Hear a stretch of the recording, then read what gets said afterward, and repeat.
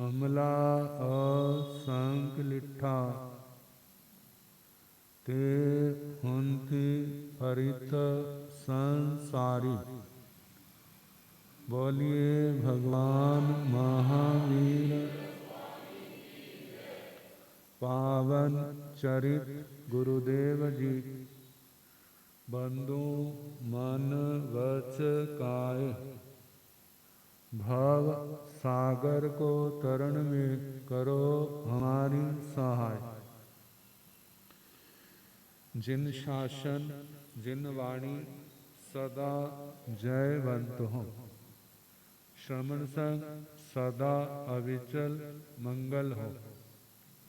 मुक्ति को प्राप्त श्रमण भगवान महावीर स्वामी उनकी परम पावन कल्याणी भागवती वाणी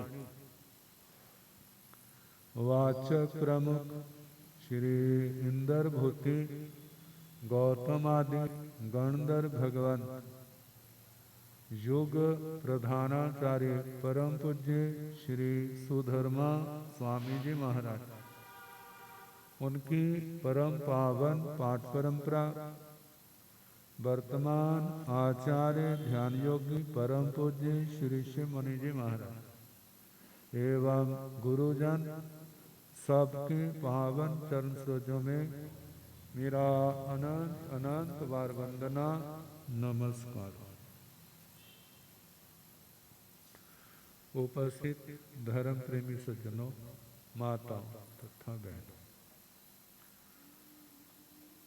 नव तत्व में संबर तत्व और उसमें चारित्र 5 सामायिक चरित्र।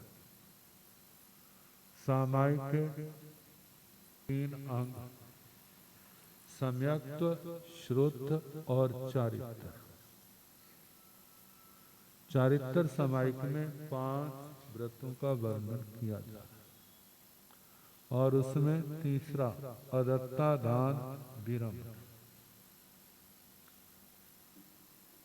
संसार चारों ओर देख लो, सारा लेन देन का प्रपंच है। कोई लेने आया है तो कोई देने आया। संसार की कितनी विचित्र गति है। अच्छी चीज लेना चाहते हैं और बुरी चीज लेना नहीं चाहते। और देना क्या चाहते हैं? ज्यादातर अपना घर का कूड़ा कचरा वो दूसरे के घर के आगे गिर दिया और दूसरे का अच्छा अपने घर में ले आएंगे। तो जिसका लेके आए वो छोड़ेगा थोड़ी, वो आ जाएगा। आपने अच्छा दिया है तो अच्छा देने आ जाएगा। जब तक वो अच्छा वापिस नहीं करेगा उसको चैन नहीं हो। और जिसको इस आत्मा ने बुरा दिया है, जब तक वो वापिस नहीं करेगा बुरा तो उसको भी चैन नहीं होगी। तो कहते हैं अपने जीवन में जो दुख आता है उसको सहने का प्रयास करो, उसको तपस्या के द्वारा काटो, धर्म आराधना सेवा के द्वारा उसको दूर करने का प्रयास करो। अपना घर का कूड़ा कचरा क्या, अपने पाप कर्म दूसरे के घर में दूसरे के आंगन में नहीं गिर। इन बातों को समझाने के लिए दुनिया में एक यथार्थ के ऊपर टिके हुए बड़े दृष्टांत आते हैं। एक परिवार, उसमें एक व्यक्ति नौजवान मरणासन शैया पर है। एक और माँ बैठी है, एक और बाप बैठा है और एक और उसकी पत्नी बैठी है।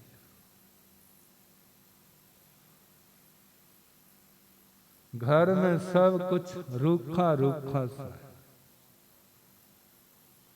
बीमारी ने सारी संपत्ति को खा लिया।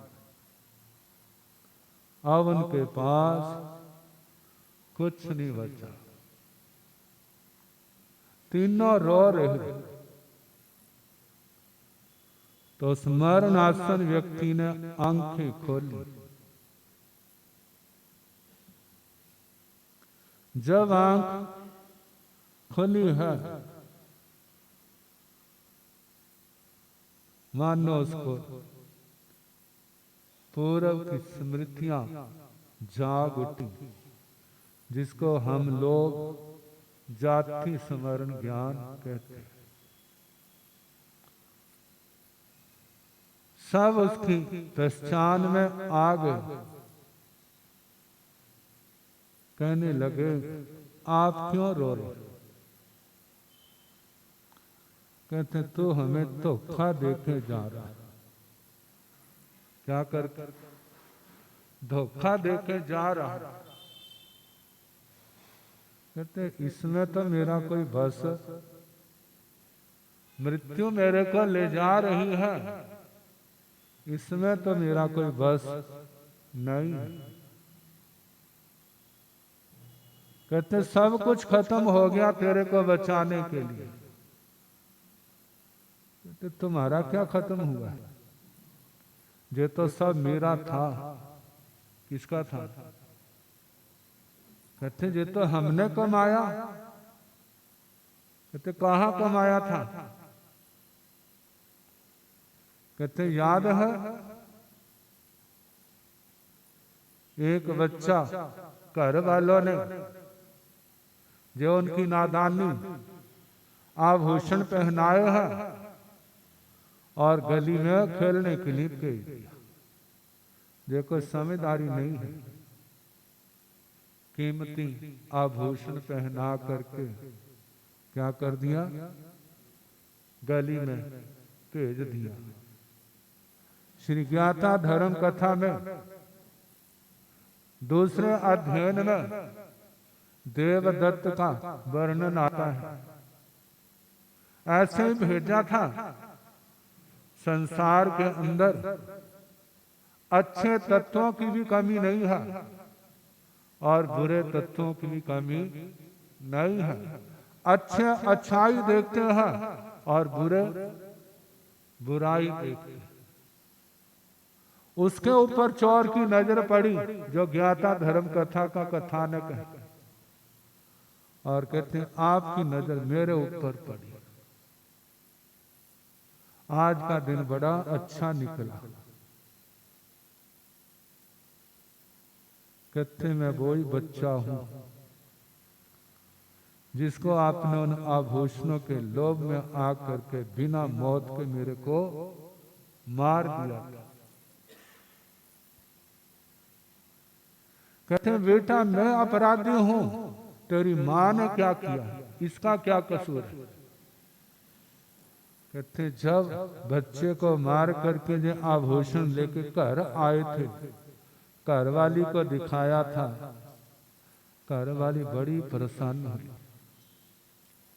आज आपने बहुत अच्छा किया। कहते कह भी सकती थी हम अभाव में रह लेंगे, तुमने अच्छा नहीं किया, लेकिन इसने अनुमोदना की। कहते ठीक है मैं भी अपराधी हूं, तेरी मां भी अपराधी है, लेकिन इस तेरी पत्नी ने क्या बिगाड़ा तो इसको छोड़ के जा रहा है। कहते रास्ते में एक जमादारनी सफाई वाली माता मिली थी ना। कहते हाँ शोर मचाने लगी थी, आपने थोड़े से पैसे देके उसको क्या कर दिया, चुप करा दिया। वही मर करके क्या बनी है, जहां पर आ गई। कहते मेरा हिसाब किताब बराबर हो गया। वो बच्चा मर करके इस घर में आया और मैंने अपना, आपने वो गांव बदल लिया, स्थान बदल लिया, जहां लोग हमें चोर कहेंगे, लेकिन स्थान बदलने से कर्म भी बदले जाते हैं, कर्म नहीं बदले जाते। हे परमात्मा, हमें सद्बुद्धि मिले, हमें सच्चा ज्ञान मिले।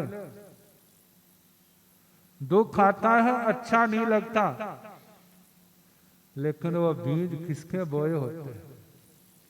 किसी और के नहीं, अपने ही बोए होते हैं। अब वो तो भाव पूर्ण करके चला गया अपने कर्म के अनुसार, अब तीनों विलाप कर रहे। माँ बाप सोचते हम बुढ़े हो गए, अब हमारा क्या होगा? पत्नी सोचती है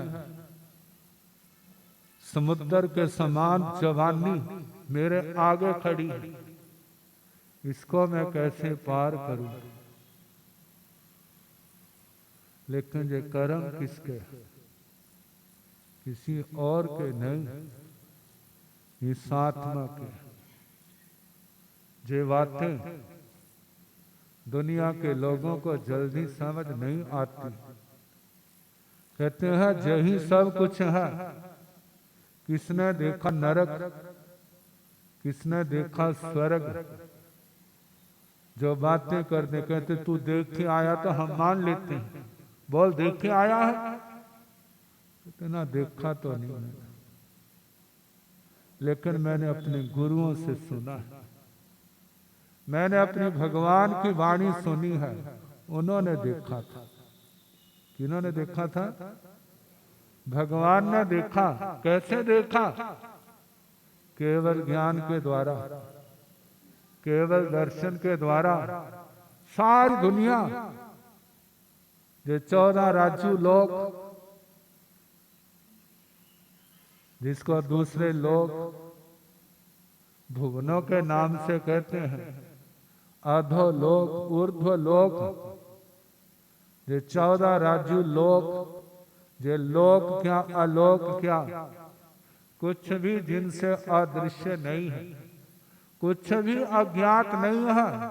वो सर्वज्ञ सर्वदर्शी अरिहंत वीतराग परमात्मा भगवान महावीर स्वामी, जिनका जो तीर्थ चल रहा, जो वर्तमान में मोटे रूप से 4 संप्रदायों में विभक्त है। चारों संप्रदायों में मतभेद है, लेकिन समानताएं बहुत है। जब आत्म नगर में आचार्य भगवान पूज्य श्री शिव मुनि जी महाराज जी, और वहां पर 13 संप्रदाय के आचार्य भगवान पूज्य श्री महाप्रज्ञ जी महाराज, जब उनका मिलना हुआ था, कितने जहां पर लोग होंगे जिन्होंने उस मिलन का मधुर क्षण जिनकी स्मृति में होंगे, जब बैठे थे बातचीत कर रहे थे, कहते हमारे अंदर मतभेद है, इसमें कोई दो राय नहीं है, लेकिन मतभेद थोड़े से है और समानताएं ढेर सारी है। इसको क्या समय का प्रभाव कहा जाएगा? जीवों की पुण्य की कमी कहा जाएगा? जो समानताएं है उनकी ओर तो ध्यान नहीं, लेकिन जो भिन्नताएं है उनकी ओर सबका ध्यान। आत्मा सबकी एक समान है, लेकिन कर्म सबके क्या है? अलग अलग है। वो नहीं दिखाई देते हैं, लेकिन खून तो सबका एक ही रंग का है, उसमें तो अंतर नहीं है। जो चर्बी है, मांस है, उसका रंग भी क्या है? चमड़ी का रंग अलग अलग है, चेहरे का रंग अलग अलग है, बोझ अलग अलग हो सकते हैं, लेकिन अंदर हड्डियों का रंग कैसा है वाला? वो भी सबका एक समान है। बस उसकी ओर ध्यान नहीं है, चेहरे की ओर ध्यान है। इसका चेहरा मेरे से नहीं मिलता, कहते हैं आत्मा तो समान है, खून समान है, कितना कुछ समान है, लेकिन समानता की ओर ध्यान नहीं है, विषमता की ओर ध्यान है। और ये क्या है? कलेश का कारण। कहते जहां समानता है उनको सहो और उसके साथ विषमताओं को भी सहो। अपने अपने विचार हैं, कोई बात नहीं, इस व्यक्ति के अंदर खासियत विशेषताएं बहुत हैं, उनका लाभ हमें मिल सकता है। एक परिवार में पति पत्नी, पत्नी शिकायत कर रही है घर वाले से, आपको गुस्सा बड़ा आता है। तुम्हारे भी तो होता होगा ना, आपको गुस्सा बड़ा आता है। तो घर वाला क्या कहने लगता है? मैं भी मानता हूं, मेरे को गुस्सा बहुत आता है। कहते क्या मेरे अंदर गुस्सा ही है और कुछ नहीं है? क्या मेरे अंदर क्रोध ही है और कुछ नहीं है? कहते बाकी तो सब ठीक है। आपको अहंकार नहीं, आपके अंदर कपट नहीं, आपके अंदर लोभ नहीं, दिल के अंदर दया है, कभी झूठ नहीं बोलते, कोई चोरी का सवाल नहीं, आप सदाचारी हैं, किसी को गलत नजरों से नहीं देखते, अपनी संपत्ति में संतोष है। कहते फिर जहां इतना लाभ ले रहे हैं तो ये आपको ये भी तो सहना पड़ेगा। क्या करना पड़ेगा? इतने गुणों को आपने तो पचा लिया, तो जब इतनों को पचाया तो साथ में गुस्सा भी तो साथ ही आएगा, वो भी आपको सहना पड़ेगा। यदि आप जेल गुस्सा नहीं सह सकते, ठीक है, मैं अलग हो जाता, तू अलग हो जा। कहते हम तो लुट पिट जाएंगे फिर। कहते नहीं लुटना नहीं पिटना, तो जैसा कैसा इसको सहन करो। और दूसरी बात, आपने जे तो कह दिया आपको गुस्सा बड़ा आता है, जे क्यों नहीं सोचते इनको गुस्सा क्यों आता है? जे क्यों नहीं सोचते इनको गुस्सा क्यों आता है? बताओ, क्या मेरा गुस्सा पागलों वाला है? बिना कारण से आता है तो आपकी आपत्ति जायज है, और कारण से आता है तो आपको ध्यान रखना चाहिए। जिस कारण से गुस्सा आता है उस कारण को क्या करो। और जैसे बच्चे कहते हैं ना, माँ बाप को कम समाइकें तो बड़ी करते हैं लेकिन हमारे पर गुस्सा बड़ा करते हैं, ऐसी समाइकों का क्या फायदा है? कहते हैं हाँ, हमें शिक्षा देने लगे। जे भी तो देखो गुस्सा क्यों आता है हमारे को, इसमें समाइक का क्या दोष है? आप गलती करते हैं, प्यार से समझाते हैं, आप सुनते नहीं, फिर प्यार से समझाया, फिर सुना नहीं, फिर प्यार से समझाया, फिर सुना नहीं। और जब बीमारी ज्यादा बढ़ जाती है तो इंजेक्शन तो लगाना ही पड़ता है। यदि दवाई से ठीक हो जाए तो इंजेक्शन की क्या जरूरत है? तो इंजेक्शन तो लगाना ही पड़ता है, क्योंकि वो पेशेंट को ठीक होना चाहिए। जब इंजेक्शन से भी काम नहीं चलता, फिर ऑपरेशन थिएटर में जाना पड़ता है।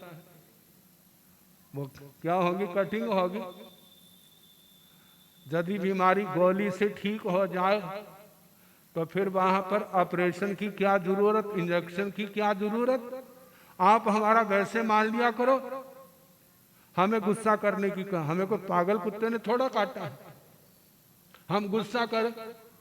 आप प्यार से मानो, आपने ना नहीं करनी जो हम कहेंगे, फिर हम गुस्सा करें आपके ऊपर, फिर हमारे को कहना, फिर हम आपके देनदार हैं, फिर हम आपके क्या हैं? अपराधी। इतनी सोच कहाँ होती है बचपन में, इतनी समझ कहाँ होती? तो वो हमारी बात चल रही थी। आचार्य श्री महाप्रज्ञ जी, आचार्य श्री शिव मुनि जी महाराज का वो दृश्य हमारे को भी साक्षी होने का मौका मिला, ये बात सुनने को मिली। वो परिवार वो तो चला गया, अब तीनों क्या कर रहे हैं, अपनी करनी को रो रहे। कहते रोने से क्या होगा, वो आ जाएगा, नहीं आएगा। यदि जे संकल्प ले जो गलती हुई अब आगे के लिए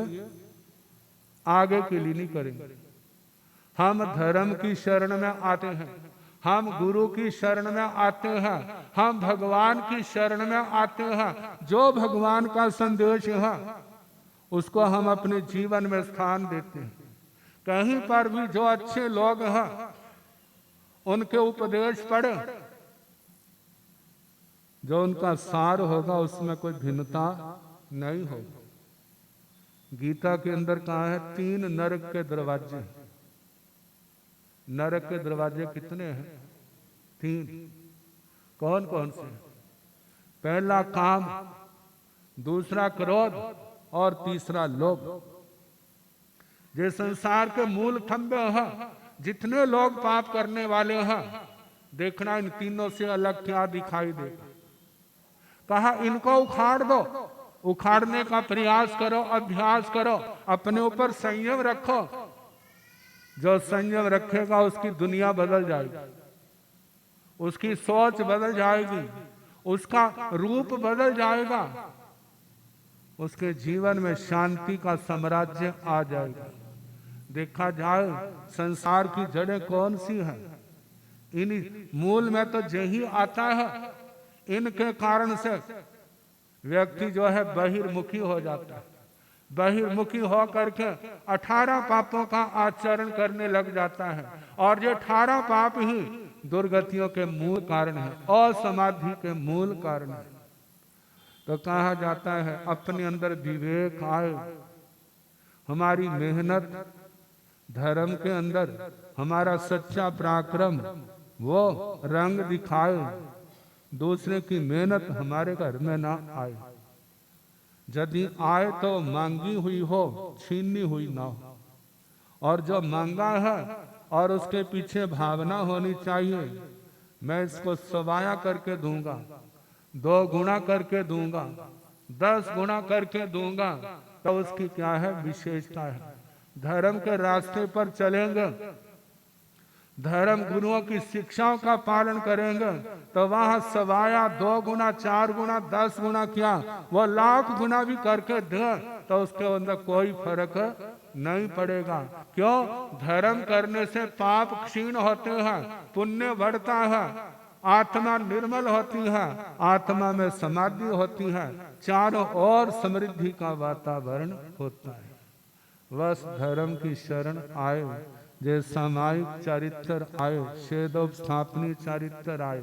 मूल में तो सामायिक चरित्र है, सामायिक चरित्र आ गया, बाकी तो 2 मिनट का काम है समझने के लिए। बस ये आ जाए हमारे जीवन में, जो हमारी आत्मा की अनमोल धरोहर बने, इसकी हम रक्षा के लिए अपना जीवन लगा दें। जो जीवन लगाएगा इस धर्म की आराधना में, उसका जीवन सफल हो जाएगा। समय काफी हो गया, बाकी